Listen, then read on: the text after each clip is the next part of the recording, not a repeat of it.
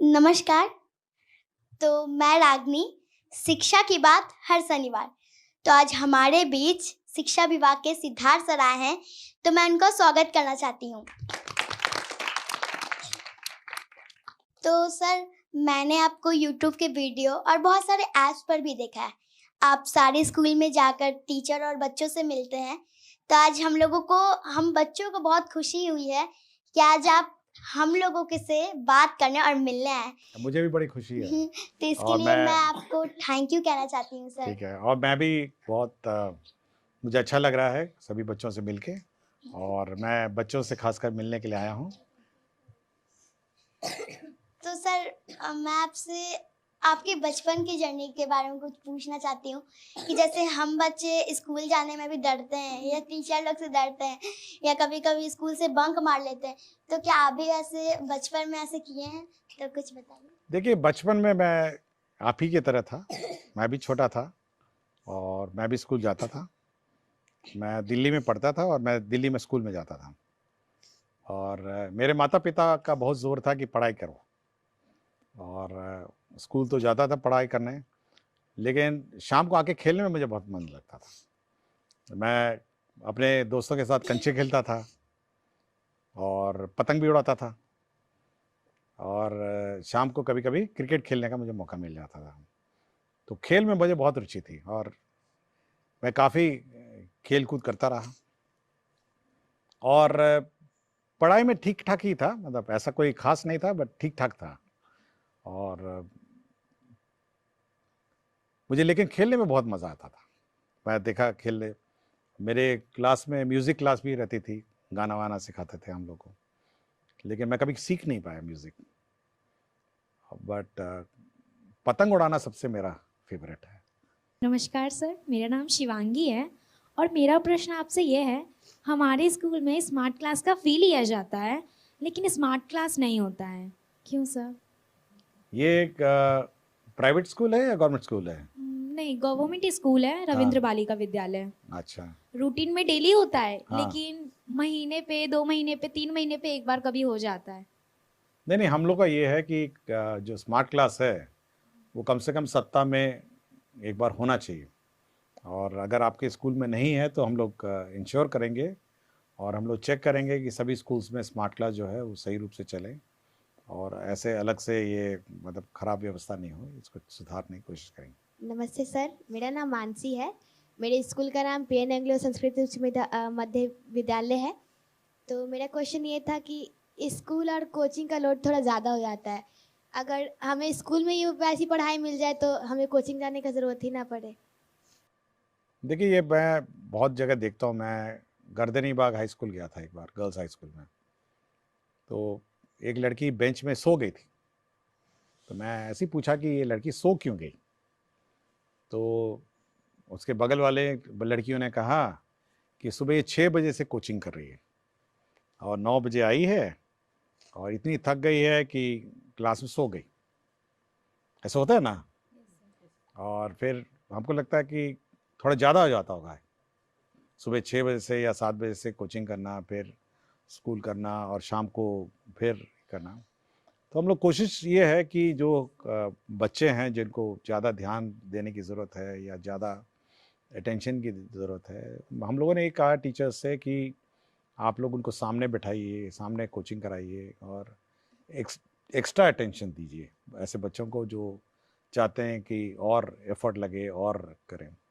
और साथ ही साथ हम लोग ये भी कोशिश कर रहे हैं कि होमवर्क बच्चों को थोड़ा दिया जाए, घर जाके बैठ के पढ़ेंगे और अगले दिन आके टीचर उस होमवर्क को चेक करेंगे, ताकि कोचिंग की ज़रूरत नहीं होनी चाहिए। अगर आप टीचर अच्छा पढ़ाए और सब्जेक्ट्स अच्छी तरह पढ़ाएं और सिलेबस टाइम पे कंप्लीट करें, मेरे ख्याल से कोचिंग की आवश्यकता नहीं। मैं भी रहा हूँ स्कूल में, हम लोग के टाइम पे भी कोचिंग नहीं था। हमारा ये कोचिंग तो नई व्यवस्था है और मेरे स्कूल में कभी कोचिंग नहीं रहा है, और मैं आज तक कभी कोचिंग ना कॉलेज में पढ़ा हूँ तब भी कोचिंग नहीं था, स्कूल में भी कोचिंग नहीं था। हम लोग ये ध्यान रखते थे कि जो टीचर पढ़ाते हैं और जो किताबें हैं उसको ध्यान से पढ़ें, और घर आके हम लोग रिवाइज करते थे, कुछ क्वेश्चंस बनाते थे। ठीक है, खेलना कितना होता है, मतलब रात के 5-6 बजे 7 बजे तक, 6 बजे तक खेलते थे हम लोग। लेकिन शाम को बैठते थे खाना खाने से पहले और रिवाइज करते थे और अपना सेल्फ स्टडी करते थे, और अगर डाउट होता तो टीचर से पूछते थे, और दोस्त बनाते थे हम लोग। दोस्त, हम लोग का एक गैंग रहता था बच्चे लड़कों का। तो जब क्वेश्चन हम लोग करते थे, अगर कुछ होता नहीं था तो अगले दिन, क्योंकि उस वक्त फ़ोन नहीं था, आज के दिन तो आपको मोबाइल है, आप अचानक कर दें, उस वक्त तो टेलीफोन भी नहीं था। तो हम लोग अगले दिन जाते थे और हम लोग यार दोस्त से पूछते थे कि भाई ये क्वेश्चन कैसे बनाएं, और फिर हम लोग एक साथ बैठ के उसको सॉल्व करते थे। तो दोस्त एक दूसरे को हम लोग, एक दोस्त दूसरे को हम लोग सिखाते थे।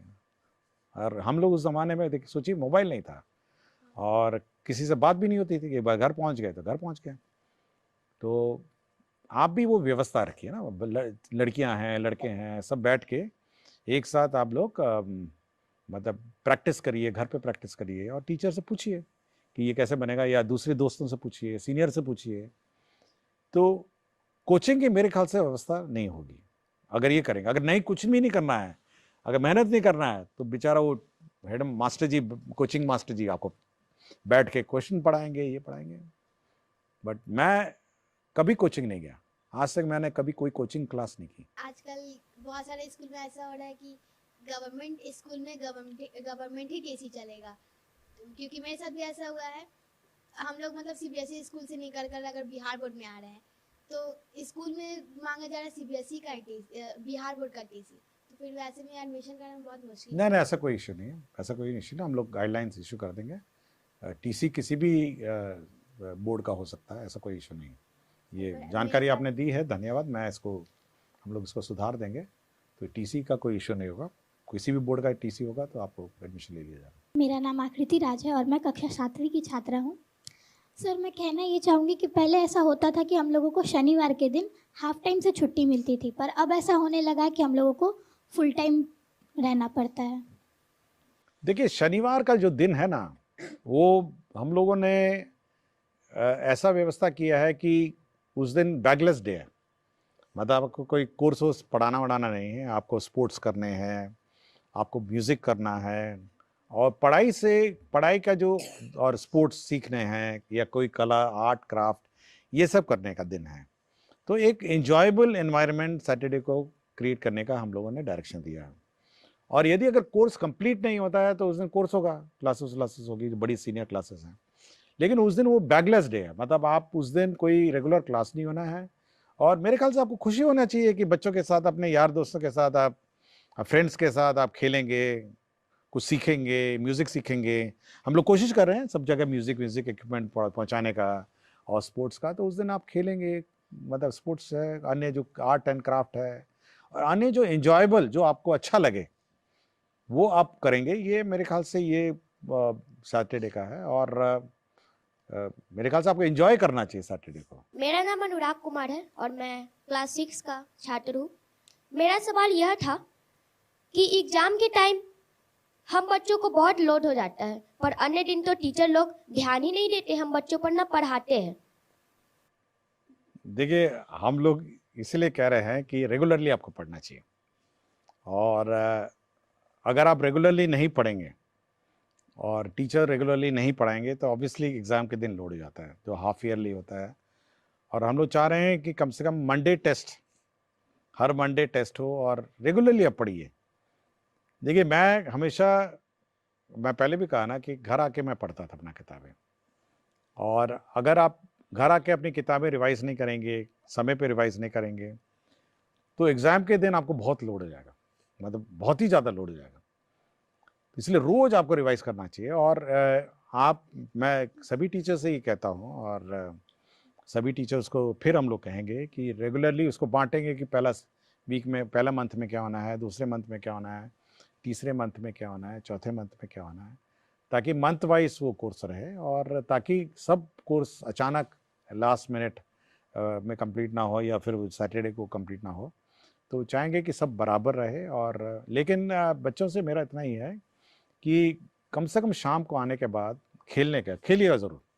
मतलब स्कूल से लौटने के बाद दोस्तों के साथ मोहल्ले में खेलिए, और जब रात हो जाती है तो कम से कम खाने से पहले 1 घंटा बैठ के आप रिवाइज़ करिए, और थोड़ा मोबाइल से दूर रहिए। हमारे स्कूल में भी कंप्यूटर है, लेकिन हम लोग बस कंप्यूटर एग्ज़ाम देने नहीं जाते हैं। कभी आज तक लैब हम लोग को भी नहीं कराया गया है स्कूल में। ओह, कौन सा स्कूल है? PN Anglo school. एंग्लो, ये प्राइवेट स्कूल है? नहीं, गवर्नमेंट। वुमेन स्कूल है। कहाँ पे है ये? यहाँ नया टोला। अच्छा, ठीक है। नहीं, लेकिन हम लोग अब कुछ ये करेंगे, कम से कम सप्ताह में एक क्लास तो होनी चाहिए, कंप्यूटर की क्लास तो होनी चाहिए, और समय समय पे क्लास होना और चाहिए। ना ही बायोलॉजी लैब होता है, केमिस्ट्री लैब होता है। हम्म, बस स्टार्टिंग में जब स्कूल गए थे तो पहली बार बस स्टार्टिंग में गए, उसके अलावा पता ही नहीं बायोलॉजी लैब में क्या होता है, केमिस्ट्री लैब में क्या होता है। ओहो। कभी नहीं गए। नहीं होना चाहिए ये रेगुलर। बोलते हैं तो मैम बोलती है ना हम्म, केमिकल ही नहीं है, और केमिकल ही नहीं है, कभी बोलती है केमिकल और नहीं फिर है तो केमिकल होगा तो फिर गैस नहीं है। हम हमेशा बहाना बनाते हैं, कभी केमिकल नहीं है, कभी साफ नहीं है, हाँ। ब्लेड खराब है, तुम लोग लेके नहीं आए, हमेशा बहाना बनाती है मैम। ओह, ये तो गलत बात है ना, तो ठीक होना चाहिए था। मेरा नाम अमिता कुमारी है। सर मेरा सवाल है, जब भी हमारे स्कूल में चेकिंग वाले सर या मैम आती हैं तो हम हमारे स्कूल में ऐसे पढ़ाई नहीं होता है, लेकिन हमारे हमारे टीचर बोलते हैं कॉपी किताब निकालो चेकिंग वाला आ गया है, और कुछ भी पूछे तो बोल देना हाँ ये होता है ये होता है, ऐसा क्यों? वैसे तो गलत है ना, ये तो चेकिंग क्या है, रोज होना चाहिए। देखिए, सबको अपने टीचर सबको अपने मोटिवेटेड होना चाहिए, अपने रिस्पॉन्सिबिलिटीज़ होनी चाहिए, और बच्चों को पढ़ाने का रिस्पॉन्सिबिलिटी टीचर का है, और चेकिंग हो नहीं हो उनको फ़र्क नहीं पड़ना चाहिए। बिल्कुल गलत है, और सभी टीचर्स को पढ़ाना चाहिए, चाहे वो चेकिंग हो या नहीं हो। सर अगर कोई भी बच्चा स्पेशल चाइल्ड होता है तो उनका एडमिशन नहीं लिया जाता कोई भी स्कूल में, और अगर मतलब ले भी लिया जाए तो फिर हम बच्चों की तरह जैसे हम लोग पढ़ते हैं तो उसको अच्छे से तरीके से ट्रीट नहीं किया जाता है, तो उसके बारे में। देखिए, हम लोग स्पेशल चाइल्ड के लिए हम लोग ने स्पेशल टीचर्स हम लोग रिक्रूट कर रहे हैं, नए टीचर्स आएंगे जो स्पेशल चाइल्ड को देखेंगे, और सभी स्पेशल चाइल्ड भी हम लोग के नॉर्मल स्कूल में ही एडमिशन होना है, उनको अलग से स्कूल नहीं चलाना है, और विशेषकर इन स्कूल्स में उनको देखभाल के लिए, क्योंकि उनकी अलग नीड्स भी हैं, और मैं बहुत सारे स्कूल में जाता हूँ जहाँ पे स्पेशल चाइल्ड्स को लोग बैठाते हैं, और हम कोशिश कर रहे हैं कि स्पेशल चाइल्ड को कम से कम ज़्यादा ध्यान दिया जाए टीचर के द्वारा, और अलग से जो टीचर्स जाएंगे, कुछ कुछ स्कूल्स में रहेंगे जो स्पेशल चाइल्ड है, वहाँ पे एडमिशन कराया जाए ताकि उनको ध्यान दिया जाए। गुड इवनिंग सर, मैं दीपराज हूँ, क्लास 12th का कॉमर्स का स्टूडेंट हूँ। हमारे स्कूल का नाम है टिके घोष एकेडमी। मेरा एक प्रॉब्लम है कि जैसे कि मेरा स्ट्रीम कॉमर्स है, ठीक है, तो हमारा जो कॉमर्स में जो मेन सब्जेक्ट होता है और जो और हिंदी इंग्लिश सब्जेक्ट होता है, वो सब कुछ छोड़ कर और भी बहुत सारे वोकेशनल सब्जेक्ट होते हैं, ठीक है। बट है ना, मतलब कि जो हमारे मेन सब्जेक्ट का टीचर तो ना कैसे भी करके ना मतलब कि हो जाता है, पढ़ लेते हैं, बट जो वोकेशनल सब्जेक्ट जैसे कि है ना, बहुत सारा कंप्यूटर साइंस होता है, क्योंकि मतलब कि एक्स्ट्रा सब्जेक्ट होता है ना बहुत सारा, जैसे कि ना हमारा सब्जेक्ट हो इंफॉर्मेशन टेक्नोलॉजी IT जैसे कहते हैं, और कंप्यूटर साइंस, और भी बहुत सारा होम साइंस, ब्यूटिशियन, और भी बहुत सारा इलेक्ट्रिशियन, और भी बहुत सारा वोकेशनल सब्जेक्ट है। बट वो सब सब्जेक्ट के टीचर नहीं ना आ पाते हैं, ऐसा क्यों होता है? देखिए, सभी स्कूल्स में सभी सब्जेक्ट्स नहीं होते, क्योंकि टीचर्स का कमी भी है, और कोशिश करें उसको पूरा करने के लिए, लेकिन जहाँ जहाँ कुछ ना कुछ स्कूल में तो होंगे ही सब्जेक्ट, तो और ऐसा कभी नहीं होता है कि सारे स्कूल, CBSE का या स्टेट बोर्ड के सब्जेक्ट्स बहुत ज़्यादा है, और हर सब्जेक्ट्स का टीचर सभी स्कूल में होना ये थोड़ा कठिन भी है। तो इसलिए आप ये देखिए कि कौन से स्कूल में ये सब्जेक्ट्स हैं, ताकि वहाँ एडमिशन लेके पढ़ सकें। और हमारे भी स्कूल में सब सब्जेक्ट्स नहीं थे, हम लोग के सब्जेक्ट्स भी 6 सब्जेक्ट 8 सब्जेक्ट थे, और मैं CBSE बोर्ड का हूँ, और CBSE बोर्ड में तो इतने सारे सब्जेक्ट हैं जिसके टीचर भी नहीं थे, तो हम लोग उसी सब्जेक्ट्स लेते हैं जो वहाँ पे टीचर्स रहे थे और पढ़ते थे, और अन्यथा अगर आपको वैसे सब्जेक्ट्स लेने हैं तो आपको स्कूल भी चयन करना पड़ेगा जहाँ पे टीचर्स हैं, लेकिन कोशिश करेंगे जहाँ पे स्टूडेंट्स ज़्यादा हैं किसी सब्जेक्ट्स के इच्छुक, वहाँ उस प्रकार के टीचर्स और रहेंगे। सर जैसे हम लोग की स्कूल में मैम पढ़ाती है, तो जैसे मैम पढ़ा रही है तो उस समय उनका स्टेप कुछ अलग होता है, और जैसे ही बीच में आती है प्रिंसिपल मैम तो उनका स्टेप कुछ चेंज हो जाता है। उस समय क्या करती है, वो बच्चे को कहती है कि आप ही पढ़ाइए, आप ही सब कुछ कीजिए, आपका रीडिंग स्किल बढ़ेगा, और खुद मोबाइल देखती है। तो फिर जैसे ही मैम आती है मोबाइल छुपा लेती है और फिर हम लोग को पढ़ाई लगती है ना पर्सनैलिटी में। तो ये सब तो हम लोग को दिक्कत होता है सर, हम लोग पढ़ भी नहीं पाते अच्छे सर। स्टूडेंट सर क्या ही पढ़ाएगा सर। और नहीं, हम लोगों ने ये कहा है कि टीचर्स जब स्कूल में रहते हैं तो मोबाइल पे कम ध्यान दें, और जब क्लास चल रही है तब मोबाइल नहीं देखें। तो ये हम लोगों ने कहा है।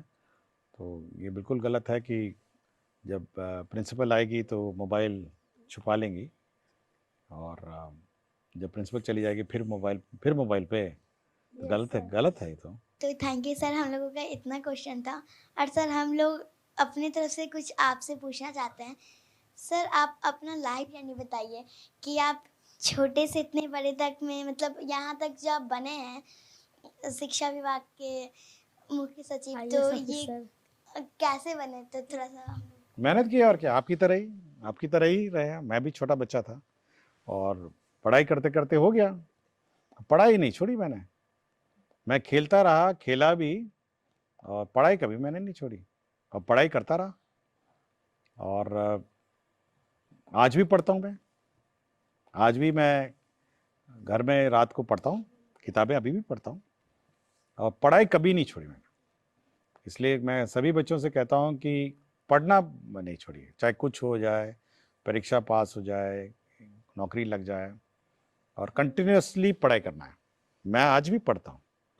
तो अगर आप पढ़ेंगे, अच्छा पढ़ेंगे, अच्छा इंसान बनेंगे, तो आईएएस तो अपने आप बन जाएंगे। आईएएस क्यों बनेंगे? आप साइंटिस्ट बनिए, और स्पोर्ट्समैन बनिए, सिंगर बनिए, और एस्ट्रोनॉट बनिए, और क्या क्या बहुत सारा कुछ बनिए।